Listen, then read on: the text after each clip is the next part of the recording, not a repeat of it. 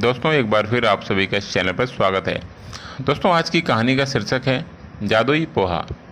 एक छोटे से गांव में एक लड़की राधिका रहती थी।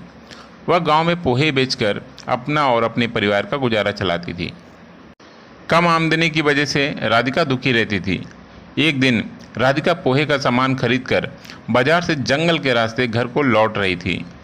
तभी अचानक उसे रास्ते में एक बूढ़ी महिला दिखाई दी जो अकेले पेड़ के नीचे लेटी हुई थी। राधिका उसके पास गई और पूछा, अरे बूढ़ी अम्मा, आप यहाँ क्यों बैठी हो? बूढ़ी अम्मा बोली, बेटी बहुत दिन से भूखी हूँ, कमज़ोर हो गई हूँ, इसलिए खड़ी नहीं रह सकती। इतना सुनते ही राधिका ने अपने टिफ़िन से पोहे निकालकर बूढ़ी अम्मा को दिया। बूढ़ी अम्मा ने पोहा खाया और पानी पिया। अब बूढ़ी अम्मा ने पूछा, बेटी क्या करती हो? तब राधिका ने उसे अपने बारे में बताया।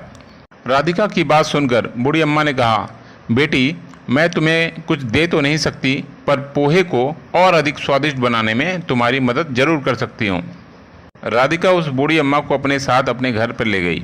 अगली सुबह बूढ़ी अम्मा ने अपनी छोटी सी पोटली में से एक जादुई डब्बा दिया जिसमें एक पाउडर था। वह पाउडर बूढ़ी औरत ने राधिका को देते हुए बोला, ये एक जादुई पाउडर है, इसे पोहे में डाल दिया करना, देखना खूब बिक्री होगी। इतना कहकर बूढ़ी अम्मा घर के अंदर चली गई। अब राधिका ने वैसा ही किया जैसा बूढ़ी अम्मा ने कहा था। थोड़ी देर में ही पोहे की खुशबू से दुकान के पास लोग आने लगे। लोगों को पोहा काफ़ी पसंद आने लगा। 2-3 दिन में ही दुकान पर काफ़ी भीड़ होने लगी।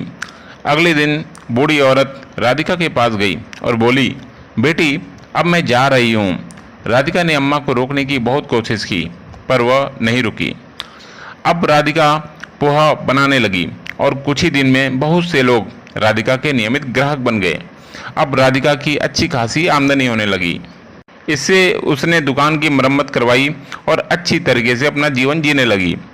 दोस्तों इस कहानी से हमें यह सीख मिलती है कि यदि हम अपना काम पूरी ईमानदारी से करें तो भगवान भी हमारी मदद किसी न किसी रूप में ज़रूर करते हैं।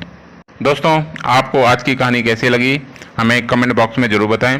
आज के लिए इतना ही, धन्यवाद।